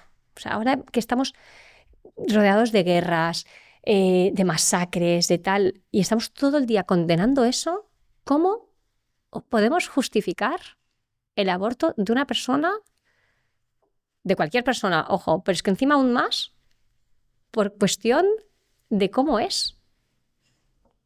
No lo puedo entender. La verdad, no lo puedo entender. Me encantaría tener la clave de poder convencer a toda la gente, pero es que no sé, además me da mucho miedo pensar en cómo va a acabar esto, ¿no? O sea, esta ideología que nos está comiendo y que solo nos hace pensar en nosotros y en el consumismo, parece que, no sé, o sea, me da la sensación de que nos estamos alejando tantísimo de lo que en realidad somos como personas que me da miedo pensar en cuál va a ser el futuro del mundo y el futuro de mis hijos. Pero bueno, yo espero que poco a poco, pues los que tenemos hijos con síndrome de Down o con discapacidad, en base a nuestro testimonio, en base a nuestra forma de vivir, ¿no? Si vamos contagiando a los 4 o 5 que tenemos alrededor y que esos 4 o 5 a su vez hablen tal, pues hagamos un poquito de bien y por lo menos convencemos a 1 o 2 y así habrá algo de esperanza que no se pierda. Mariana, has hablado de un poco el futuro de tus hijos, ¿no? Entonces, has dicho también que te decían, oye, te vas a amargar la vida, ¿no? Entonces, los argumentos o lo que más te decían o pueden decir a la gente que quiera tener un hijo de síndrome de Down, puede ir por un lado, te vas a amargar la vida, si es así, ¿por qué? Y luego también el hecho de que, ¿y qué va a pasar cuando vosotros no estéis con esos niños, ¿no? Y eso también lo he escuchado mucho. Sí, eso nos lo dicen muchísimo. Sí. Bueno, lo primero que te dicen, voy por partes, ¿no? La primera pregunta. O sea, ¿por qué dicen que te vas a amargar la vida? Bueno, pues por eso, porque te tienes que entregar más, porque esos niños a saber si van a ser independientes, porque vas a tener que estar todo el día tal. Hay algo que dicen mucho la gente que no tiene ni idea y que no trata a una persona con síndrome de Down en su vida, y es ¿cómo vas a traer al mundo a un niño que no va a ser feliz? Pero ¿tú quién eres para afirmar que una persona por el hecho de tener síndrome de Down no va a ser feliz? O sea, yo es que alucino con eso, o sea, alucino. ¿Mariana y Jaime son felices? Vamos, es que la próxima vez que nos veamos te los traigo para que lo compruebes tú mismo. Mariana y Jaime, es que no tengo la menor duda de que son felices y de que lo van a ser, espero. Bueno, eso no lo puedo afirmar, ¿no? Que van a serlo toda su vida. Pero sería raro que no lo fueran, ¿no? Porque son personas que están rodeadas de amor y que dan amor. Y es que para mí ahí está la clave de la felicidad. Luego, lógicamente, hay condicionantes que hacen que tu vida sea más sencilla, ¿no? Estabilidad familiar, estabilidad económica, que vivas en un país o en otro, lógicamente. Pero eso no es una razón, no es la base de la felicidad. O también que te dicen, niños que van a sufrir, pues ya estamos con el sufrimiento. Pero es que ¿quién está libre de sufrimiento? Yo lo digo siempre, pero es que pero tú, el que me estás diciendo que mis hijos van a sufrir, ¿tú qué tienes dentro que te hace hablar del sufrimiento ajeno que no conoces? ¿No? Realmente es que nadie está libre del sufrimiento. Y es lo que yo he dicho antes, pero es que incluso además en el sufrimiento también puedes ser feliz. Entonces, esas excusas a mí no me valen. Luego, te dice mucho pues, qué oportunidades van a tener en la vida. Bueno, pues en esas estamos, lógicamente. Y esa es la suerte de lo que hablaba antes, ¿no? Mis hijos han nacido ahora y no han nacido hace 90 años. Mis hijos a día de hoy van al colegio. Tienen los apoyos que necesitan para poder avanzar curricularmente. O sea, mis hijos están aprendiendo a leer, a sumar, a restar, como cualquier otro niño. No de su edad, porque aprenden antes, pero como cualquier otro niño. Y a mí me da igual que aprendan a leer con 10 años que con 5. Te lo digo de verdad, me da igual, porque yo lo que quiero es que, lógicamente, tengan una cultura general. Pero, sinceramente, es que a mí a día de hoy las raíces cuadradas no me hacen falta a diario, ¿sabes? Entonces, mientras ellos tengan acceso a una educación digna, mientras ellos tengan acceso a una educación en valores, que eso me encargaré yo de dársela, que para mí es de las cosas más importantes, mientras tengan una familia que les quiera y a los que ellos querer, mientras tengan un ambiente sano, es que creo que no hace falta justificarlo más, ¿no? O sea, creo que está demostradísimo que son personas que están en el mundo y que forman parte del mundo. Pero es que además, luego hay una cosa que es muy normal que esto pase, ¿no? O sea, cuando nace un niño con síndrome de Down, mucha gente buscando consolarte de alguna manera porque se pasa mal, te dicen, bueno, ya sabes, estos niños a día de hoy, pues algunos hacen carrera universitaria, trabajan, tal. Está fenomenal, porque obviamente tú siempre quieres como el máximo para tus hijos, ¿no? Y de hecho, a día de hoy pues trabajamos para que el día de mañana sea lo más prometedor, como con cualquier otro hijo. Pero yo cuando me dicen esas cosas, a raíz de haber tenido a Mariana y Jaime, pienso mucho también en, bueno, ¿y qué pasa si no lo consiguen? ¿Son menos meritorios de vivir en sociedad? ¿Tienen menos dignidad? ¿Tienen menos derecho a estar? No, es que ellos son y forman parte de esto. Pero es que todos lo somos. Entonces, ya solo por el hecho de estar aquí, tendrían que tener a su disposición pues, una serie pues eso, de apoyos que la sociedad debería brindarles porque los necesitan. Es que yo no estoy pidiendo nada loco ni nada exagerado para mis hijos.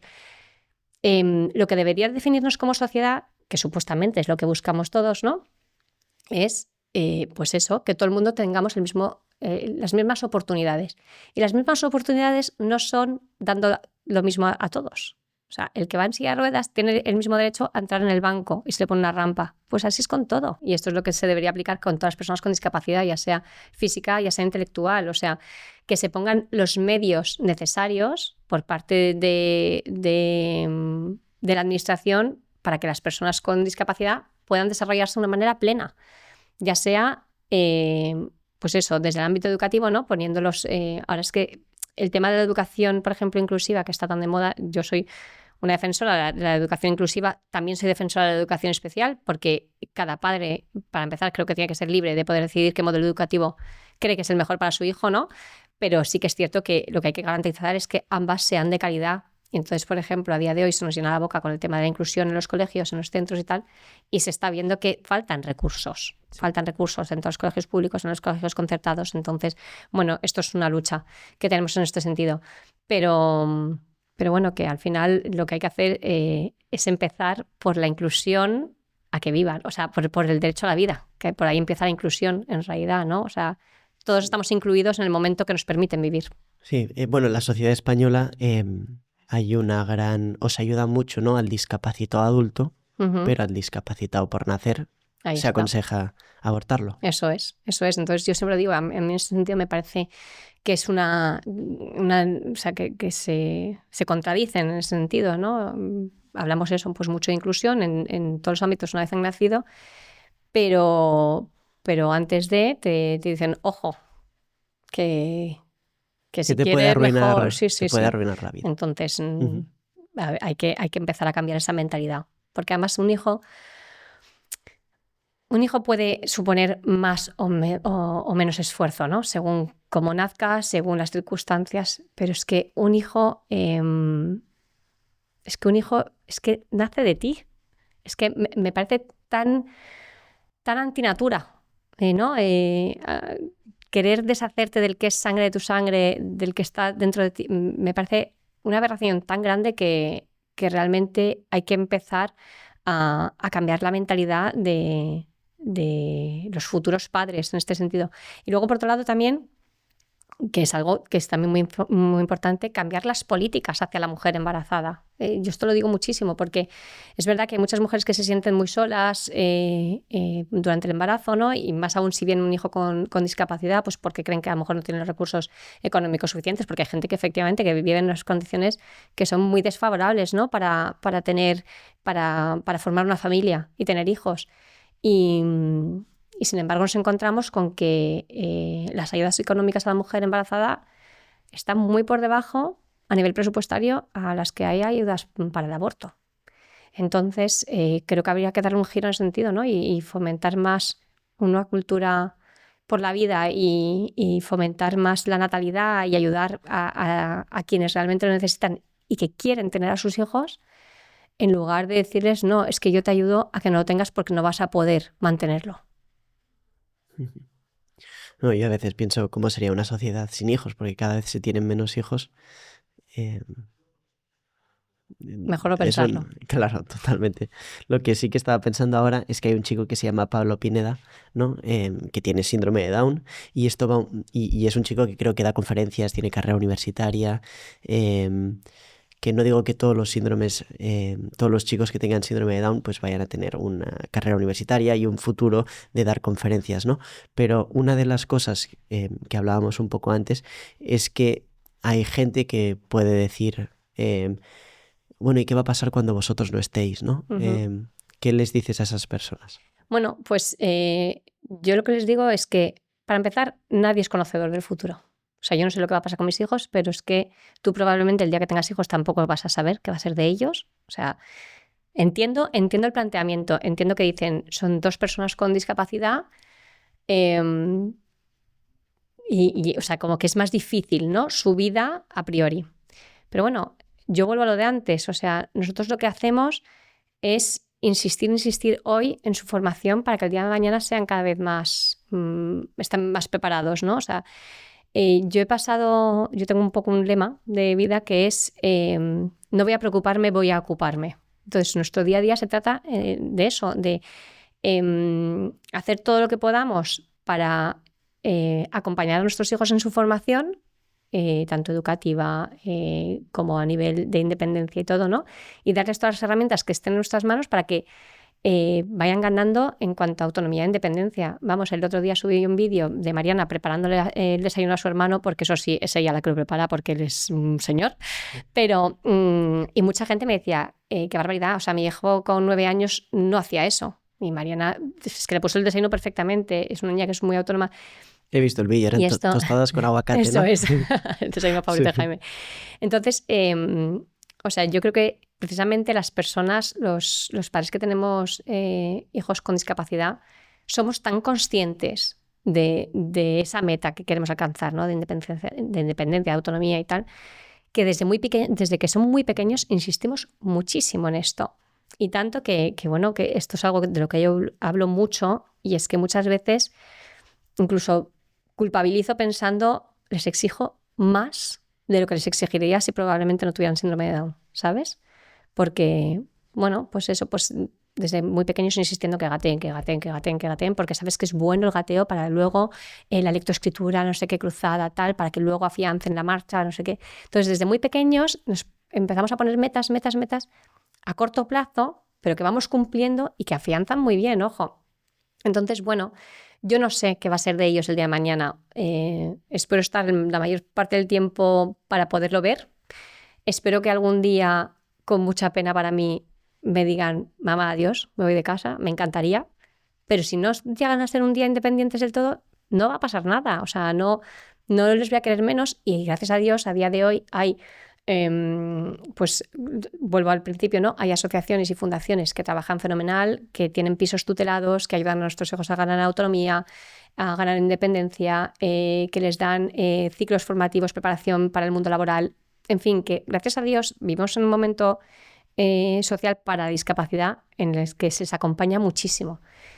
Y luego efectos también prácticos. El día que yo falte, si falto yo antes de tiempo, de lo que me gustaría, pues sé que cuentan con un apoyo familiar que va a estar ahí. Y además es que lo sé, o sea, no hablo en vano, y si no les voy a amenazar a mis sobrinas.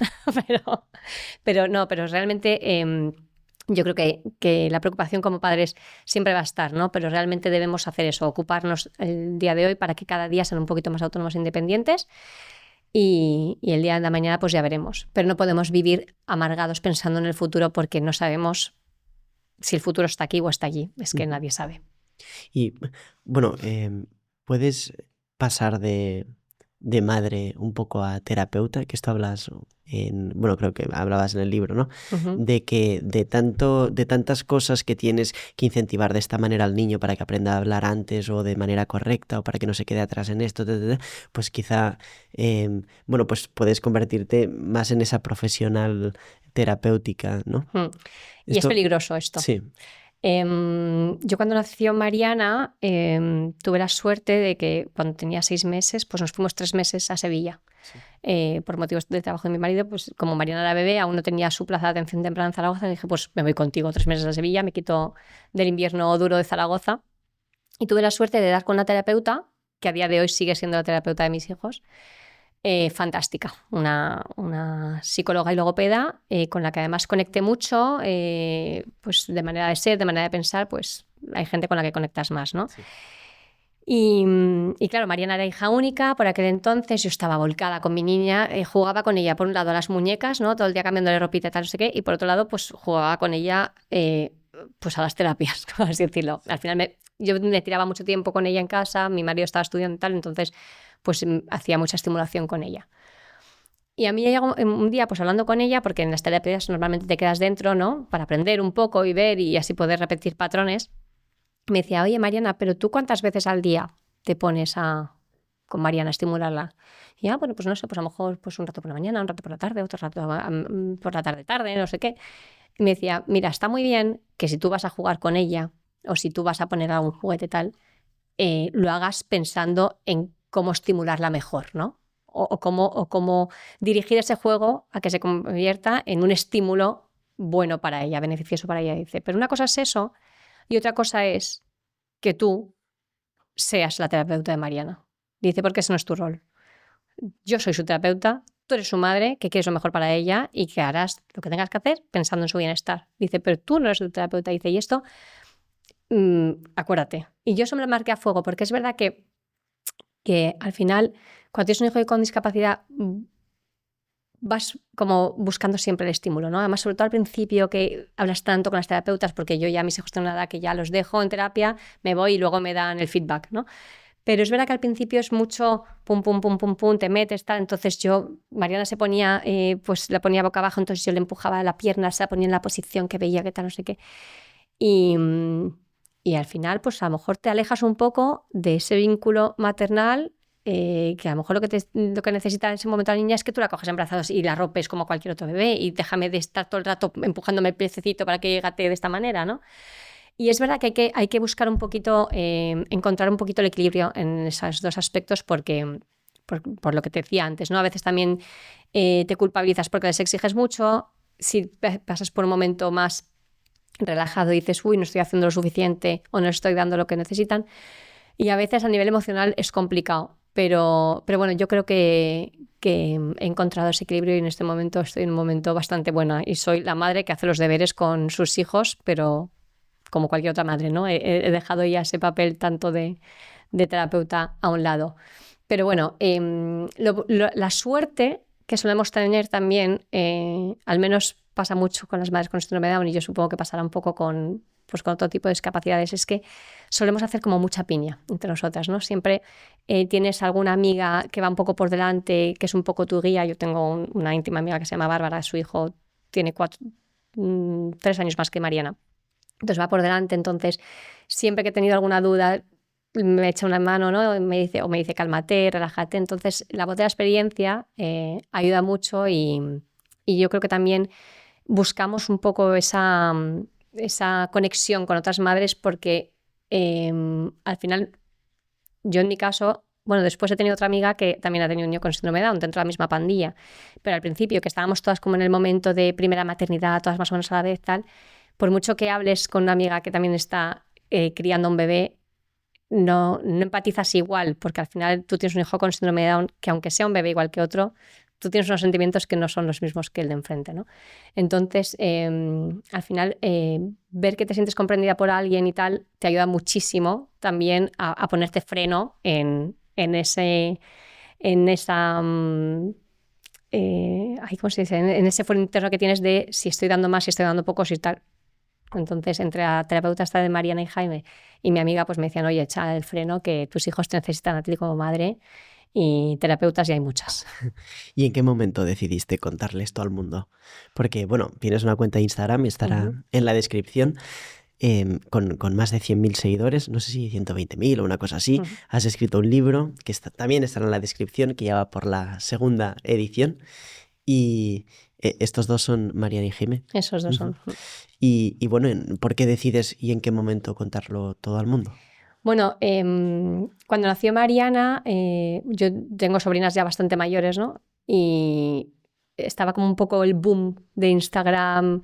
Había una niña Pepita Mola, que es una niña que tiene síndrome de Down, que yo luego conocí a su madre, una mona, entonces su madre pues daba mucha visibilidad al síndrome de Down, y mis sobrinas, un poco por el orgullo que sentían ellas por su prima pequeña, por Mariana, me decían, hija Mariana, ábrete una cuenta de Instagram, tal, y yo decía, mira, no, porque ya hay muchas cuentas de Instagram como lo que vosotras queréis que yo haga. Hay gente que hace este papel de una manera estupenda y no veía yo la necesidad, no veía qué nuevo o qué más podía yo aportar a la causa, ¿no? Por así decirlo. Sí. ¿Qué pasa? Que al nacer Jaime, yo de pronto, pues cuando ya era un poco más mayorcito, empecé a notar la curiosidad o el interés en la gente. O sea, de ir por la calle y que la gente nos mirase al ver un matrimonio más o menos joven con 2 niños con síndrome de Down, pues hombre, llama la atención, yo lo entiendo. Entonces hubo un día que pensé, realmente podemos hacer algo bueno con esto. Y de alguna manera medio entendí, no sé si es que también me viene arriba como te decía antes, ¿no? Que tal vez esta era un poco una misión que teníamos, ¿no? O sea, que yo no tenía 2 hijos con síndrome de Down porque sí, por casualidad. Que bueno, habrá quien piense que sí, pero pensé que igual mis hijos podían enseñar al mundo cuánto bueno hay detrás de sus ojos, ¿no? Que hay gente que solo se queda ahí en su mirada. Entonces fue cuando le planteé a mi marido, le dije, mira, José Luis, o sea, es que realmente tú te das cuenta de cómo la gente nos mira. Digo, vamos, porque además había un patrón muy generalizado que era, a lo mejor veían a mi marido con Marianita, muy mona, con sus coletitas, tal, ay, qué mona, ¿no? Porque de primeras despiertan mucha ternura, y luego me veían a mí un metro más atrás con el otro con síndrome de Down, veían que iban vestidos iguales, que eran hermanos, y ya hacían como, ¿eh? Ya la cara cambiaba. Y decía, yo quiero cambiar esa cara, o sea, quiero que la gente vea lo que yo veo. Quiero que la gente vea que mis hijos son maravillosos, quiero que vean que son 2 niños más. Quiero que vean que su papel en el mundo es el papel de cualquier otra persona. Si es que yo no quiero ni más ni menos para mis hijos. Yo quiero simplemente que la gente no se sorprenda al ver 2 personas con síndrome de Down trabajando en un supermercado. O sea, quiero que lo vean como algo normal, ya está. Y le convencí, porque mi marido al principio no era nada partidario del tema de Instagram. Y nada, pues empezó un poco así, sin más, con mi familia, con mis amigos, una cuenta pequeñita, enseñando nuestro día a día. Fotos de los niños, pues tal, pues lo que comían, nada, o sea, una cuenta cualquiera. Y la cosa fue creciendo poco a poco. Yo poco a poco fue empezando a hablar un poco a cámara, pues cada vez que escuchaba una noticia que me chirriaba un poco, pues a lo mejor, por ejemplo, hace unos cuantos años, se hizo una campaña a nivel europeo que era buenísima, que se llamaba Querida Futura Mamá, que se tradujo a todos los idiomas europeos, francés, inglés, español, tal, y eran personas con síndrome de Down de diferentes edades, desde niños hasta adultos, que supuestamente hablaban pues, a una futura madre con síndrome de Down, ¿no? Entonces, querida futura mamá, sé que tienes miedo, pero quiero decirte que tu hijo podrá hablar, podrá trabajar, podrá estudiar, podrá montar en bici, te podrá ayudar a cocinar, tal, no sé qué, no sé cuánto. Todo esto, claro, una campaña para quitar miedos a la mujer embarazada de un niño con síndrome de Down. Bueno, pues esta campaña en Francia se prohibió, se vetó. Y claro, yo no lo entendí, o sea, me indignó. Dije, ¿cómo es posible? Además se vetó con la excusa, o sea, el motivo era porque podía herir la sensibilidad de mujeres que habían abortado a sus hijos por causa de síndrome de Down. Entonces, claro, yo dije, o sea, ¿dónde está la libertad de expresión de las personas con síndrome de Down? O sea, una señora cualquiera puede abortar legalmente a un niño con síndrome de Down, pero una persona con síndrome de Down no puede intentar tranquilizar a una madre que está esperando. No le dejan hablar, no lo dejan difundir. Entonces, pues poco a poco pues empecé a hablar de esto, de otro, tal, de temas. Y bueno, y la cosa fue creciendo hasta el día de hoy, ¿no? Luego fueron surgiendo pues entrevistas en televisión, vídeos que se fueron viralizando, el de Fox 60, Pedro el Castillo, sí. Y poco a poco pues fui hablando y bueno, dicen que no hablo tan mal. No, hablas muy bien.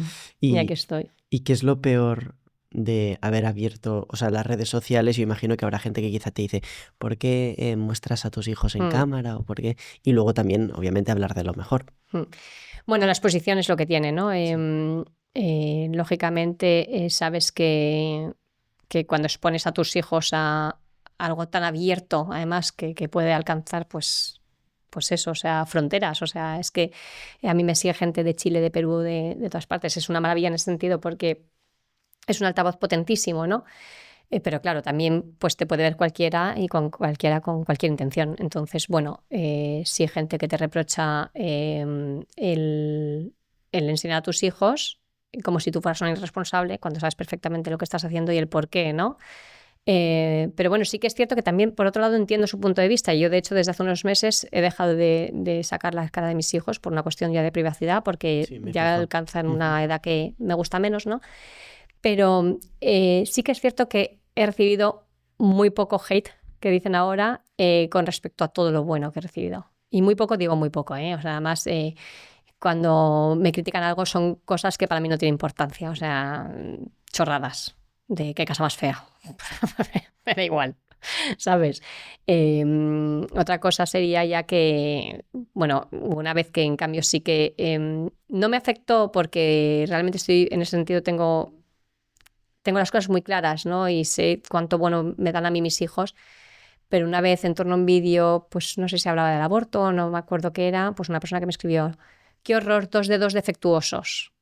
Claro, es terrible, o sea, leer la frase es tremenda, pero no es tremenda por lo que a mí me provoca, sino porque yo pensé, qué pena esta persona, Lo que qué debe equivocada tener. está. Sí. O sea, qué poco sabe, ¿no?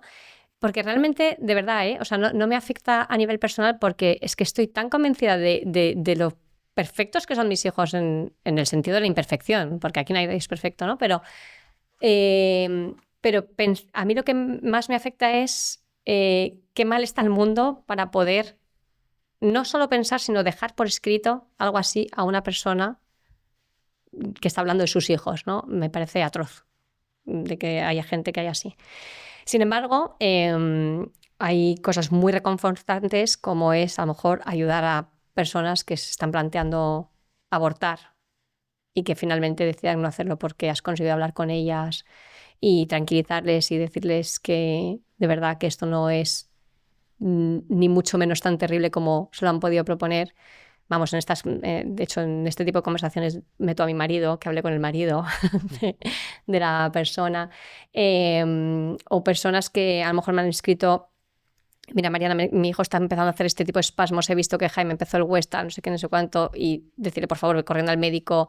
O sea, realmente poder ayudar a personas que están pasando por momentos complicados, eso es, no hay mayor agradecimiento que ese, ¿no? O sea, creo que realmente lo que se dice de que recibes mucho más cuando das es así. Y yo esto además lo experimentas con personas que no conoces de nada, que probablemente no vayas a ver en tu vida y es súper satisfactorio, la verdad. Entonces, pensar que mis hijos están ayudando a que otras personas ayuden o permitan a sus hijos nacer es muy emocionante. ¿Y Así que, a dónde te gustaría llegar con la cuenta? ¿Tienes algún objetivo de algo? la verdad es que no. Yo además, tengo una amiga que me ayuda un poco con todo el tema de las redes sociales. Es a la que siempre le mando, cada vez que voy a subir un vídeo, digo, ¿qué te parece? ¿Te gusta cómo lo digo, cómo lo cuento y tal? Y a veces se ríe porque no me programo absolutamente nada, voy un poco sobre la marcha con todo, sale un tema, me surge algo, tengo alguna anécdota con Jaime, grabo, tal, edito, no sé qué, y voy subiendo. O sea, no soy nada previsora en ese sentido y tampoco soy ambiciosa porque creo que ya hemos hecho, o sea, si esto me lleva a ayudar más o a que el altavoz se abra más, pues fenomenal. Pero si me quedo donde estoy, creo que hemos llegado ya bastante lejos y hemos ayudado ya a gente. Siempre que se pueda ayudar más, ahí estaré. Pero ese es el objetivo, ¿no? El de poder seguir ayudando siempre y cuando pueda, se me permita y tenga facilidad. O sea, para mí mi prioridad obviamente son mis hijos, es mi familia, pero siempre estaré dispuesta a ayudar donde pueda. Pero es un objetivo claro para la cuenta de Instagram en sí. Vamos, hace unos meses estuve a punto de cerrarla. ¿Ah, sí? ¿Por qué? Sí, pues porque con todo el tema de la privacidad de los niños tal, estuve como una época un poco que no sabía muy bien por dónde tirar, si lo estaba haciendo bien, si lo estaba haciendo mal. Al final también con Instagram muchas veces, bueno, la cuenta va creciendo, me han ido ofreciendo diferentes tipos de colaboraciones y tal. Y a veces no sabes si estás como utilizando sí, o dejando el fin último de la cuenta para no sé qué, y a mí eso me crea muchos dilemas. Pero bueno, sí que es verdad que luego por otro lado pienso que gracias a la cuenta de Instagram he podido escribir el libro, o tengo acceso a unos foros que a lo mejor de otra manera no habría llegado nunca, ¿no? Y sí que es verdad que también gracias a Instagram y a mis hijos pues he descubierto una nueva vocación que es la comunicación y poco a poco voy dando charlas, participando en mesas redondas, en jornadas, convenciones y tal, y la verdad es que con eso también disfruto mucho. Pero ya te digo, o sea, siempre con el objetivo de seguir ayudando y sin un objetivo claro. Y de que toda vida merece ser vivida. Bueno, eso claro, esa es el principal motivo y el motor. O sea, siempre seguir defendiendo que la vida es vida desde el primer punto, desde el primer momento de la concepción y que efectivamente toda vida es digna de ser vivida. Pues ya para terminar, Mariana, ¿qué consejo darías a toda la gente que escuche esta entrevista? Pues yo creo que primero que abran su mirada, ¿no? Un poco hacia la discapacidad, que se dejen fascinar como yo lo hice gracias a mis hijos. Yo entiendo que no es fácil, soy la primera que reconozco que a lo mejor en otro momento de mi vida me hubiera costado mucho más enfrentarme a la discapacidad, a una persona con discapacidad, ¿no? Pero de verdad que en el momento que te dejas un poco embriagar, por así decirlo, por estas personas es que te cambia el concepto de vida. Y luego, por otro lado, que a aquel que esté esperando un hijo con síndrome de Down, que tampoco se cierre en banda, ¿no? Que se informe mucho y que acepte a su hijo por lo que es su hijo, no es otra cosa, no se trata de definir a un hijo en una categoría o en otra, sino es aceptar que viene de donde viene, que es de ti. Y creo que no hay regalo más grande. Así que nada, base de información de verdad y de gente que está aquí para ayudar, pueden descubrir que el que creían que iba a ser el amor de su vida antes de saber que tiene síndrome de Down va a seguir siendo el amor de su vida. Pues Mariana de Ugarte, muchas gracias por haber estado este rato con nosotros. Gracias a vosotros. Si te ha gustado esta entrevista, tenemos otra por aquí que te va a encantar. Muchísimas gracias. A la de 3.